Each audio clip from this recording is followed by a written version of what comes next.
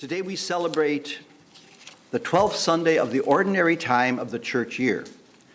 The church year is divided between the major seasons and feasts, the Advent, Christmas, Epiphany cycle, and the Lenten Easter Pentecost cycle. The second cycle is followed by the two major feasts of Trinity Sunday and Corpus Christi Sunday, which we have just celebrated in the past 2 weeks. So now we return to the ordinary time of the church year. But this year, perhaps as no other year in our lives, the time we are living in is far from ordinary. This pandemic and the isolation that comes with it have caused us to slow down. Our usual routines, our schedules, the predictability of our days have been interrupted, upended, and in many cases just plain ground to a halt. This is no ordinary time. We sit confined to our homes, some enjoying the leisure of having time to get projects done that have been on to-do lists for decades. Others chomping at the bit to get out and start doing things that might create a sense of normalcy returning. Before this crisis, we probably thought we knew what time is. We presumed that a simple glance at a clock or a calendar could tell us all we needed to know about the time of day or the time of the year. But this hiatus has taken away that confidence. The brilliant North African bishop Augustine of Hippo, who lived 1,500 years ago, spoke for all of us when he acknowledged that time is so ordinary as to be impossibly difficult to define. He said, "What then is time? If no one asks me, I know what it is. If I wish to explain it to him who asks, I do not know."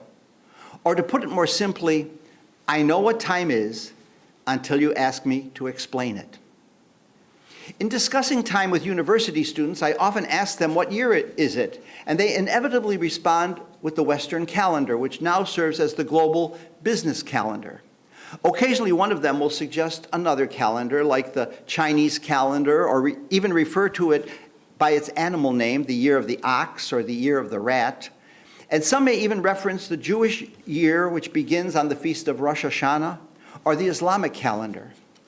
An investigation of world calendars will turn up dozens more from different areas, cultures, and religion. Some friends from Korea have pointed out that they celebrate two birthdays, one for their solar year birthday and another for their lunar year birthday, which rarely coincide. But here in the Western Hemisphere, we most easily settle into the presumption that everyone lives by our calendar. But perhaps what we should really recognize is that of more significance than the world clock and calendar are the calendars and timelines that each of us chooses to live by. Or perhaps more accurately, calendars and timelines that choose us. Consider the woman who finds out that she's pregnant. Suddenly, time is recognized by trimesters and then by weeks until her due date.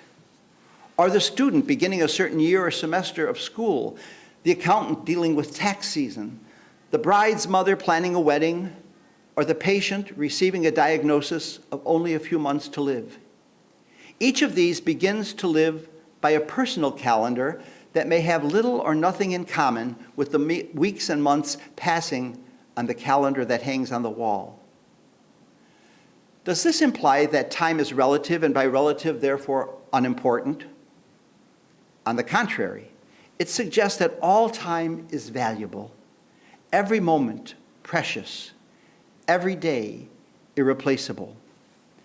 As the familiar meditation from the Hebrew Bible's book of Ecclesiastes proposes, there is a time for everything, and a season for every activity under heaven, a time to be born and a time to die, a time to plant and a time to uproot, a time to kill and a time to heal, a time to tear down and a time to build, a time to weep and a time to laugh, a time to mourn and a time to dance, a time to scatter stones and a time to gather them, a time to embrace and a time to refrain from embracing, a time to search and a time to give up, a time to keep and a time to throw away, a time to tear and a time to mend, a time to be silent and a time to speak, a time to love and a time to hate, a time for war and a time for peace.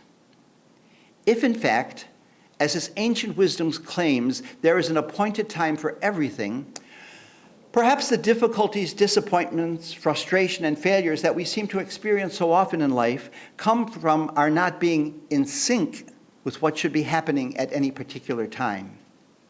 Perhaps the key to this insight is that the success in life comes from living in the present. Perhaps significance in life comes from living the ordinary in the best possible way. There is a certain irony in the fact that we can have certain days of great significance in our lives only because we have lived through hundreds of ordinary, routine, humdrum, predictable days to get there. Through hundreds and hundreds of ordinary days must be lived well to achieve significant milestones. We can only celebrate anniversaries of marriage or milestones in careers and the musical recitals of our children because they all acknowledge the accomplishments that were achieved by regular, consistent, patient, faithful attention to the responsibilities at hand day after day. You can only gather friends and family for your golden wedding anniversary or retire from your company after decades of service if you have been faithfully fulfilling your daily, weekly, monthly, yearly responsibilities. The day we celebrate today, Father's Day, is a celebration of all the ordinary days of ordinary lives filled with labor and love that men have devoted to their families. It's a day of celebration for all the faithfulness in good times and bad, all the sacrifices, large and small, all the actions, seen and unseen, that have brought security, safety, joy, and peace to families. We are living in times that are far from ordinary, but today's scriptures reassure us time and again that we need not be afraid. The God who watches over every sparrow, the God who knows how many hairs are on each of our heads, this God will not abandon us.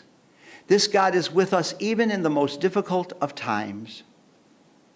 Perhaps we can see in this extraordinary time in which we are now living a grace that will enable us to step back and see everything in a new way, appreciate everything and everyone more deeply, and live life more fully.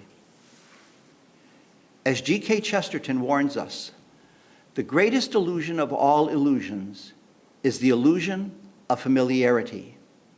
So we must, Chesterton goes on to say, learn to look at things familiar until they look unfamiliar again.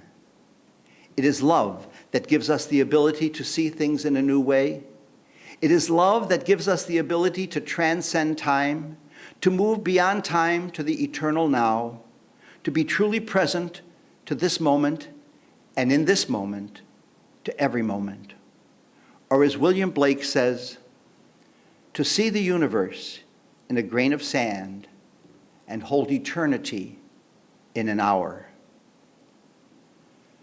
We are in ordinary time. Live it extraordinarily well.